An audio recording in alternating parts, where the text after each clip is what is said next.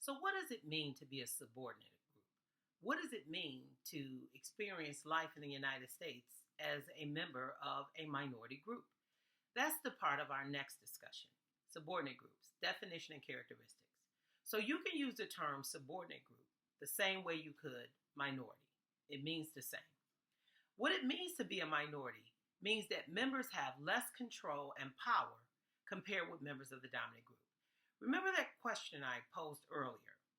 What power does a minority group have collectively in this country over whites who make up the dominant group? Very little, if any.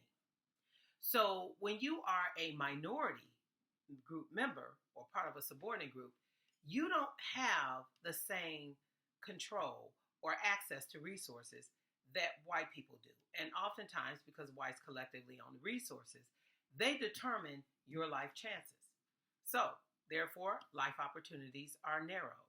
Whether you get a certain job or get into a certain college or even get a loan to buy a home in a certain neighborhood is oftentimes decided by the people in power, whites. That lack is not due necessarily to personal shortcomings. So it's not because they're not smart enough to get into finer universities or they don't have the right job or income to buy a home and things of that nature. Even when, and studies have shown this, and as a matter of fact, there are some examples of the permanence of racism in our society that I have on the following slides. Even when blacks and whites have comparable credit scores and income, whites will be offered a home loan at 3 times the rate someone black will, which means that you buy a home in a very different neighborhood. But let's look at some of the characteristics of being a subordinate group member. Unequal treatment. When you're a member of a minority group, you are not treated with the same regard or to the same extent as whites are. Distinct physical and cultural traits. So you look different and your culture is different as well. It's involuntary membership for both whites and minorities because race is an ascribed status. They're aware of their subordinate status, so of course they realize when they're being treated as less than compared to whites. Like the story I just brought up about the young white male who spit in a cop's face and said he had coronavirus. Most of us understand that if that person had been someone of color, more than likely they would have been shot dead by police. But this white kid was not because, I don't know, maybe he ran into some nicer officers, or maybe because he was white, they treated him like he deserved to live no matter what he did. So if you think about that type of situation, minority people that are of color, they look at a situation like that and they can tell that if I did something like that, if I said something like that, I know the outcome would have been completely different. So they know that they're being treated differently. And they experience in-group marriage more than intergroup marriage. So interracial marriage is very widespread in our country.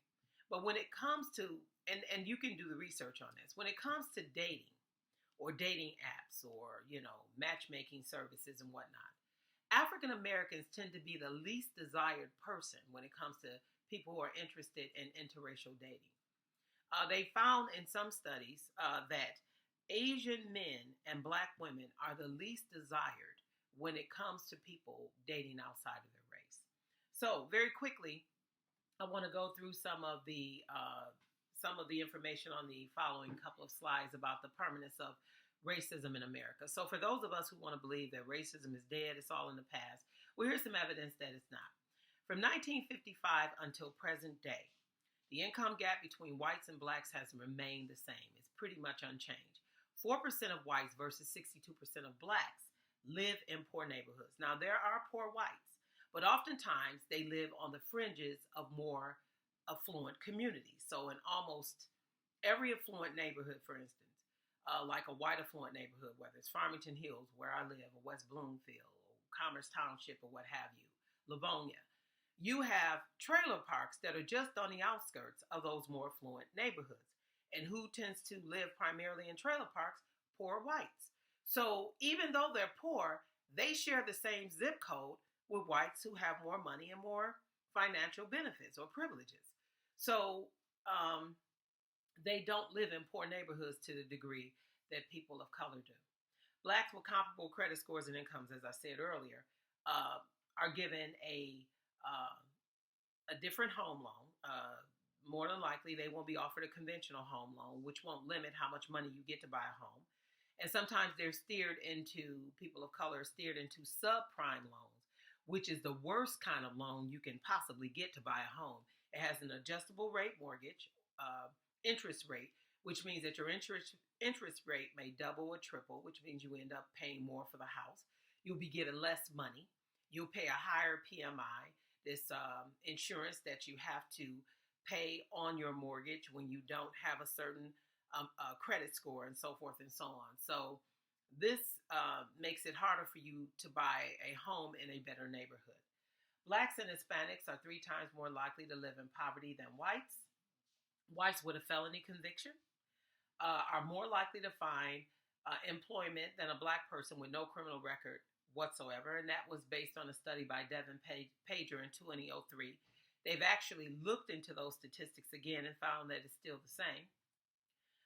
In 2015, the Department of Justice under President Barack Obama went to Ferguson to investigate accusations of police violence when Michael Brown was killed. And this is what they found. 67% of African Americans made up 93% of the arrests in the city of Ferguson. Blacks were more likely to be arrested for missed, partial, or late traffic ticket payments. They found that a disproportionate number of arrests, tickets, and the use of force were used against black people, and they were due to unlawful bias, meaning that the officers demonstrated racial bias or racism in the way they treated black people. In 2010, under the Department of Justice, they investigated Wells Fargo. This was after the economic collapse that came in 2007, between 2006 and 2007, under George W. Bush, President Bush, when we went into the Great Recession. And they were investigating some of these financial institutions to find out how the housing market imploded. And they found that Wells Fargo, one of the bigger lenders of home loans, referred to their black customers as mud people and their subprime loans as ghetto loans. They actually wrote that on the files. The report also found that they engaged in predatory lending practices, not only Wells Fargo, but also countrywide through Bank of America. They held these wealth-building seminars in black churches where they encouraged black people who were in no position to buy a home to buy a home.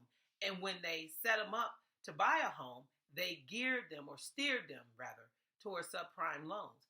And this is why so many black people and people of color disproportionately lost their homes during the Great Recession because they were put in these subprime loans with the adjustable rate mortgage, which meant that their payment doubled and tripled and they couldn't afford the payment. And that led to economic